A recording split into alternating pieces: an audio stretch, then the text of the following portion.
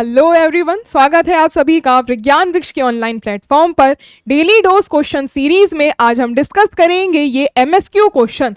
जो क्वेश्चन आप देख रहे हैं ये मेन ग्रुप से साथ में आपका बॉन्डिंग और स्पेक्ट्रल डेटा को भी कवर करते हुए ही सारा ये कंसेप्ट आप देख सकते हैं। हर एक स्टेटमेंट आपकी अलग कंसेप्ट से जुड़ी हुई है और राइट स्टेटमेंट्स कितने हैं ये आपको यहाँ पे बताना है। तो पहले तो आप इस क्वेश्चन को खुद ही सॉल्व करने का ट्राई करिए वीडियो को पॉज करके, और साथ में फिर हम इसके बाद इसका सॉल्यूशन करेंगे। इसके साथ जैसे कि इस सीरीज में आपको एक क्वेश्चन लास्ट में मिलेगा, उसका आपको आंसर जो है कमेंट सेक्शन में बताना है। अब ये जो क्वेश्चन है इसमें SF6 के रिगार्डिंग बोला है कि जो डीलोकलाइज्ड बॉन्डिंग मॉडल है एक्सप्लेन करता है इक्विवेलेंट SF बॉन्ड्स को। तो बिल्कुल यहाँ पे जो SF बॉन्ड्स हैं SF6 का परफेक्टली ऑक्टाहेड्रल स्ट्रक्चर होता है। ये परफेक्टली इसका ऑक्टाहेड्रल स्ट्रक्चर होता है। पूरे बॉन्ड्स इसमें इक्विवेलेंट होते हैं, सारे के सारे बॉन्ड्स मिलाकर ये परफेक्ट ऑक्टाहेड्रल स्ट्रक्चर मिलेगा, जिसमें एक बॉन्ड जो है, ये जो बॉन्ड आप एक देख रहे हैं, जैसे मान लीजिए एक हम ये बॉन्ड कंसिडर करें, कोई भी एक बॉन्ड, तो ये 3 सेंटर 4 इलेक्ट्रॉन बॉन्ड है। यहाँ पे भी 2 इलेक्ट्रॉन्स और अगले में भी 2 इलेक्ट्रॉन, 3 सेंटर के बीच में 4 इलेक्ट्रॉन्स होते हैं। So this is electron precise, और ये सारे के सारे सिमेट्रिक स्ट्रक्चर, ये परफेक्टली सिमेट्रिक है, symmetric octahedral structure, because octahedral ही एक जीरेट सिमेट्री होती है। ऑक्टाहेड्रली आप देख सकते हैं हर एक कॉर्नर इसका इक्विवेलेंट होता है, चाहे किसी भी साइड को एटम ऑक्यूपाई करे। तो डीलोकलाइज्ड बॉन्डिंग मॉडल, तो ये डीलोकलाइज्ड बॉन्डिंग मॉडल जो कि एमओ थ्योरी के बेसिस पे आप देखते हो, सारे के सारे SF बॉन्ड इक्विवेलेंट ही होते हैं। So first is the right statement. अगला क्या कह रहा है कि बोराजीन में alternating bond strength appear in IR unlike benzene. मतलब जो बोराजीन है, जिसको मिज़नोमर ऑफ बेंजीन भी कहा जाता है, इसमें जो बॉन्ड लेंथ आती है बोरॉन और नाइट्रोजन की, ये डिफरेंट होती है IR स्पेक्ट्रा में एज कंपेयर्ड टू बेंजीन। तो इसका जब स्ट्रक्चर देखोगे आप, बोराजीन और बेंजीन से भी काफ़ी बार क्वेश्चन पूछे जा चुके हैं। एक साइड हम बोराजीन देखेंगे, दूसरे साइड डिस्कस करेंगे बेंजीन के रिगार्डिंग, दूसरे साइड बेंजीन के रिगार्डिंग। तो स्ट्रक्चर देखिए, बोराजीन होता है B3N3H6। इसमें जैसे बेंजीन का स्ट्रक्चर होता है, इसमें अल्टरनेट बोरॉन नाइट्रोजन के बॉन्ड्स होते हैं, और इसमें जो हाइड्रोजन है, हर एक एटम पे एक हाइड्रोजन भी होता है, हर एक एटम पे एक हाइड्रोजन भी होगा। अब नाइट्रोजन 3 बॉन्ड्स बना चुका है और इस पे होता है एक लोन पेयर प्रेजेंट, तो नाइट्रोजन से बोरॉन की तरफ एक कोऑर्डिनेट बॉन्ड भी प्रेजेंट होता है।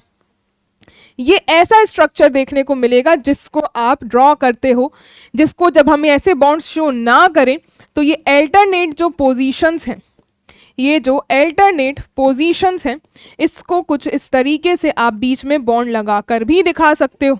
तो पूरा ऐसा स्ट्रक्चर भी इसका करेक्ट माना जाता है, जो कि बेंजीन के इक्विवेलेंट ही होता है, जो कि स्ट्रक्चर होता है C6H6। परफेक्टली यहाँ पे कार्बन कार्बन एटम्स ही प्रेजेंट होते हैं, हर एक बॉन्ड लेंथ बराबर होती है, ये इक्विवेलेंट होगा। अगर इसमें बॉन्ड की पोजीशन को भी इंटरचेंज कर दोगे ना इस तरीके से, तो इसका जो रेजोनेंस हाइब्रिड मिलता है, सारे के सारे कार्बन बॉन्ड्स इक्विवेलेंट होते हैं।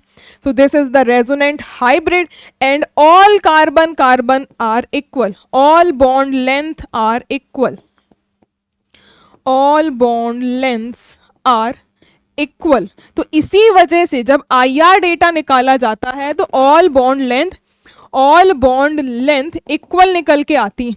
लेकिन जब बोराजीन का केस देखो, यहाँ पे सारे एटम्स इक्विवेलेंट नहीं है। इसमें जब दूसरा यहाँ पे आप देखोगे तो दूसरा यहाँ पे एडजेसेंट, आप इसके बीच में ऐसी आप रिंग नहीं बना सकते जैसे हमने बेंजीन के केस में बना दी थी। इसमें पर्टिकुलरली ये जो जहाँ पे ये डबल बॉन्ड कैरेक्टर आया है, ये बॉन्ड लेंथ स्मॉल होगी और ये वाली बॉन्ड लेंथ ज्यादा होगी। तो इसी वजह से 2 बॉन्ड लेंथ्स आर ऑब्जर्व्ड, दो तरीके की बॉन्ड लेंथ इसमें ऑब्जर्व होती हैं। इन आईआर डेटा भी आपको वही सेम दो तरीके की बॉन्ड लेंथ ही दिखाई देंगी। तो जो क्वेश्चन यहाँ पे कह रहा था कि बोराजीन में alternating pi stretches appear in IR unlike benzene, जिसमें कि इक्वल आईआर स्ट्रेचेस आते हैं because of equal carbon carbon bond length. So this statement is also correct. This statement is also correct. अब अगला है NO के मॉलिक्यूल में EPR electron proton in resonance, जो कि स्पिन वाला केस होता है। ESR के इक्विवेलेंट ही आप देखते हो, नंबर ऑफ अनपेयर्ड इलेक्ट्रॉन के बेसिस पे ये आंसर आता है। तो EPR shows a sharp signal line due to single unpaired electron.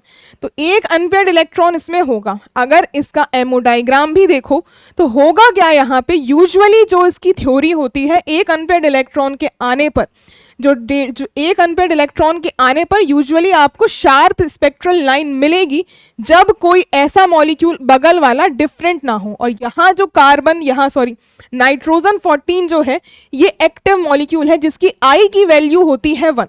तो इसकी वजह से यहाँ पे हाइपर फाइन स्प्लिटिंग हो जाएंगी। देखिए पहले तो इसका एमओ डायग्राम, जैसे कि अगर हम NO का एमओ डायग्राम डिस्कस करें,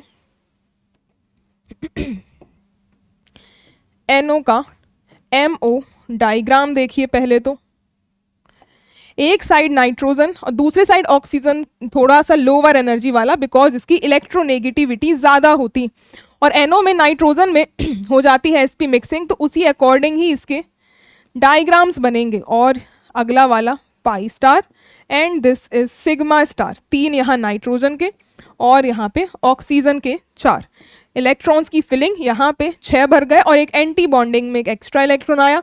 कहने का मतलब ये कि ये ओवरऑल इसमें number of unpaired electron 1 present होगा, और एक अनपेयर्ड इलेक्ट्रॉन की वजह से स्पिन आएगी प्लस का हाफ, स्पिन आएगी प्लस का हाफ। और यूजुअली एक क्वेश्चन हमने और किया है जिसमें हमने O2 वाला केस देखा था। O2 वाले केस में जब एक अनपेयर्ड इलेक्ट्रॉन प्रेजेंट था, उस केस में जो शार्प लाइन आई थी क्योंकि वो दोनों ऑक्सीजन के मॉलिक्यूल्स थे। लेकिन जब यहाँ पे देखोगे जो नाइट्रोजन 14 है ऑक्सीजन के प्रेजेंट में, तो इस नाइट्रोजन एटम में आई की वैल्यू होती है 0 और आई की वैल्यू होती है 1, और ये एक्टिव मॉलिक्यूल होगा। और ये डिफरेंट यहाँ पे मॉलिक्यूल हैं, दोनों यहाँ डिफरेंट हैं, जिसकी वजह से स्प्लिटिंग हो जाएगी, और शार्प नहीं अब हाइपर फाइन स्प्लिटिंग हो जाएगी, हाइपर फाइन स्प्लिटिंग हो जाएगी। तो आपको एक शार्प स्पेक्ट्रा नहीं मिलेगा, एक कॉम्प्लेक्स आपको स्पेक्ट्रा देखने के लिए मिलेगा। और अगर यहाँ पे अगर इसी की जगह O22 माइनस की बात करी जाए, O22 माइनस जो कि पर ऑक्साइड मॉलिक्यूल होता है और एंटी बॉन्डिंग में इसमें क्या है कि O2 में अगर सिंगल माइनस आ जाए तो फिर इसमें अनपेयर्ड इलेक्ट्रॉन 1 होता। अब यहाँ पे दोनों ऑक्सीजन के ही मॉलिक्यूल्स हैं तो यहाँ हाइपर फाइन स्प्लिटिंग नहीं होती, ऐसे केस में शार्प स्पेक्ट्रा आता, ऐसे केस में शार्प स्पेक्ट्रा आता। लेकिन जब यहाँ डिफरेंट नाइट्रोजन मॉलिक्यूल मिल जाएगा हाइपर फाइन स्प्लिटिंग हो जाएगी, और हाइपर फाइन स्प्लिटिंग की वजह से ये वाला NO में EPR शोज शार्प सिग्नल नहीं आएगा, इसमें कॉम्प्लेक्स सिग्नल आ जाएगा due to single unpaired electron. Single unpaired electron भले ही है लेकिन यहाँ दोनों नाइट्रोजन की वजह से हाइपर फाइन स्प्लिटिंग हो जाएगी, शार्प स्पेक्ट्रा नहीं आएगा, एक कॉम्प्लेक्स स्पेक्ट्रा देखने के लिए मिलेगा। अगला केस है CO2 में बोला हुआ है कि एसिमेट्रिक स्ट्रेच होगा IR एक्टिव और रमन इनएक्टिव। तो अब जो CO2 मॉलिक्यूल जो होता है इसमें सेंटर ऑफ सिमेट्री प्रेजेंट होती है। आइए बात करते हैं इस मॉलिक्यूल के बारे में। CO2 ये एक लीनियर मॉलिक्यूल है जिसमें सेंटर ऑफ सिमेट्री प्रेजेंट होती है।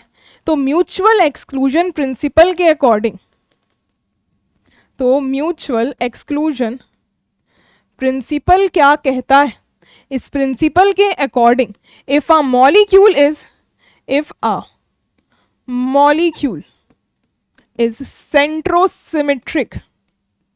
सेंट्रोसिमेट्रिक का मतलब होता है जिसमें सेंटर ऑफ सिमेट्री प्रेजेंट हो, जैसे कि CO2 मॉलिक्यूल। ऐसे मॉलिक्यूल में if the molecule is IR active then it will be Raman inactive. Then it will be Raman inactive. And vice versa. मतलब कि अगर कोई भी मॉलिक्यूल जो सेंट्रोसिमेट्रिक है, मतलब उसमें सेंटर ऑफ सिमेट्री प्रेजेंट है, तो अगर वो मॉलिक्यूल IR एक्टिव होगा तो वो रमन इनएक्टिव हो जाएगा। और वाइस वर्सा का मतलब अगर वो मॉलिक्यूल IR इनएक्टिव हुआ तो फिर वो रमन एक्टिव मॉलिक्यूल हो जाएगा। अब जैसे कि यहाँ पे CO2 मॉलिक्यूल है, CO2 मॉलिक्यूल में हम अगर ये देखें कि IR एक्टिविटी होगी या नहीं, तो IR एक्टिविटी दिखाने के लिए मॉलिक्यूल में डायनेमिक डाइपोल मूवमेंट प्रेजेंट होना चाहिए। Dynamic dipole movement should be present. और इसमें साफ साफ दिया हुआ है कि जो इसमें स्ट्रेचिंग करवाई गई है दैट वाज एसिमेट्रिक स्ट्रेचिंग। और एसिमेट्रिक स्ट्रेचिंग अगर किसी मॉलिक्यूल में प्रेजेंट होगी तो ये स्ट्रेचिंग डिसाइड करेगी कि डायपोल मूवमेंट क्या होगा। एसिमेट्रिक स्ट्रेच है जैसे नॉर्मल सिमेट्रिक मॉलिक्यूल होता है। अब एक साइड हमने मान लो ज़्यादा स्ट्रेचिंग कर दी और दूसरे साइड थोड़ी सी कम, तो मॉलिक्यूल जो होगा, एक साइड ये मॉलिक्यूल ज़्यादा खिंचा हुआ होगा, अगले साइड थोड़ा सा कम। तो फिर ऐसे मॉलिक्यूल्स में जो डायपोल मूवमेंट यूजुअली CO2 का 0 होता है, इस केस में डायपोल मूवमेंट 0 होगा। लेकिन जब स्ट्रेचिंग हो गई तो ये डायपोल मूवमेंट जहां ऑक्सीजन ज़्यादा देखने को मिल रहा है, हल्का थोड़ा सा इस साइड में शिफ्ट हो जाएगा। ओवरऑल कहने का मतलब डायपोल मूवमेंट अब 0 तो नहीं होगा। और ये डायपोल मूवमेंट चेंज हो रहा है स्ट्रेचिंग की वजह से। तो अब ये एसिमेट्रिक स्ट्रेचिंग की वजह से ये IR एक्टिव हो जाएगा। और CO2 मॉलिक्यूल जो होता है सेंट्रोसिमेट्रिक तो है ही, ये मॉलिक्यूल सेंटर ऑफ सिमेट्री तो इसमें होती ही है। CO2 मॉलिक्यूल में सेंटर ऑफ सिमेट्री तो होती ही है। और एसिमेट्रिक स्ट्रेच की वजह से ये IR एक्टिव मॉलिक्यूल में कन्वर्ट हो गया है। IR एक्टिव मॉलिक्यूल हो गया है। दैट मीन्स अब ये रमन इनएक्टिव हो जाएगा। ये वाला मॉलिक्यूल रमन इनएक्टिव हो जाएगा। और यही अगर सिमेट्रिक स्ट्रेचिंग दी होती तब उस केस में सिमेट्रिक होता CO2 मॉलिक्यूल, IR वो इनएक्टिव हो जाता और रमन एक्टिव हो जाता in case of symmetric stretching. अगर इसमें सिमेट्रिक स्ट्रेचिंग करवाई होती तब मॉलिक्यूल IR इनएक्टिव ही रहता, बिकॉज CO2 का डायपोल मूवमेंट 0 ही रहता, और फिर वो मॉलिक्यूल रमन एक्टिव हो जाता according to mutual exclusion principle. और हमारे मतलब का यहाँ पे एसिमेट्रिक स्ट्रेचिंग है, जिसके अकॉर्डिंग जो स्टेटमेंट है, जिसके अकॉर्डिंग ये वाली जो स्टेटमेंट गिवन है, ये स्टेटमेंट जो क्वेश्चन था हमारा ये रहा। ये जो क्वेश्चन है कि एसिमेट्रिक स्ट्रेच में IR एक्टिव होगा, तो यस एसिमेट्रिक स्ट्रेच में मॉलिक्यूल IR एक्टिव हो चुका है और रमन इनएक्टिव हो जाएगा। तो last statement is also correct. तो ओवरऑल आपको first, second and fourth statement इसमें से करेक्ट नजर आएगी। A, B एंड D ये 3 स्टेटमेंट इसमें से करेक्ट हो जाएंगी। और ये रहा आपका क्वेश्चन। तो आप लोग बताइए कमेंट करके कि कितने लोगों ने सही इसका आंसर किया था। अब जैसे कि प्रॉमिस किया गया था कि लास्ट में आपको एक चैलेंजिंग क्वेश्चन जो है वो एट दी एंड भी आपको मिलेगा, जिसका आंसर आपको कमेंट सेक्शन में बताना है और उसका सॉल्यूशन भी आपको मिलेगा, no doubt free of cost ही मिलेगा। विज्ञान वृक्ष के ऐप में मिलेगा, जिन्होंने कोई इसका आपको पैसा नहीं देना है, फ्री ऑफ कॉस्ट। आपको जस्ट विज्ञान वृक्ष के ऐप को डाउनलोड करना है, उसमें आपको बिल्कुल फ्रीली अवेलेबल है। विद इन 24 to 48 आवर्स इसका सॉल्यूशन और ये पूरी की पूरी PDF आपको अपलोडेड मिल जाएगी। क्वेश्चन देखिए, चैलेंजिंग तो नहीं, मतलब आप कर पाओगे क्वेश्चन, ऐसा नहीं होगा कि बहुत ज़्यादा ही टिपिकल हो, क्योंकि इतना ज़्यादा टिपिकल रखने का मतलब नहीं है जो एग्जामिनेशन में आपसे पूछे ही ना। जो एग्जामिनेशन में जिस तरीके का वो पूछता आ रहा है, थोड़ा सा एडवांस लेवल होगा, बेशक एडवांस होगा, लेकिन ये आप क्वेश्चन देखो, जैसे NO के रिगार्डिंग यहाँ पे बॉन्ड ऑर्डर है 2.5 और इसमें बताना है कि इसका जो हमने इसका अभी एमओ डायग्राम डिस्कस किया है उसी से ही आपका इसका आंसर आ जाएगा। और साथ में उसी की ही स्ट्रेचिंग फ्रीक्वेंसी के बारे में बात करी गई है और उसके होमो और लूमो का नेचर, और साथ में आयनों में आइसो इलेक्ट्रॉनिक होगा CO से। तो आप इसका आंसर आराम से कर सकते हो, तो कमेंट करके ज़रूर बताइएगा कि क्या आंसर होगा इस क्वेश्चन का। बाकी पूरा डिटेल्ड सॉल्यूशन देखने के लिए विज्ञान वृक्ष के ऐप को डाउनलोड कर लीजिए। वीडियो के डिस्क्रिप्शन में लिंक दिया हुआ है, फ्री ऑफ कॉस्ट अवेलेबल रहेगा। और ऐसे ही नए क्वेश्चंस की प्रैक्टिस अगर आप करना चाहते हो तो विज्ञान वृक्ष आपको प्रोवाइड करता है रिपीटर्स स्पेशल बैच, जिसमें नए कंसेप्ट, नई स्ट्रेटजी और पूरे नए क्वेश्चंस ही आपको देखने के लिए मिलते हैं।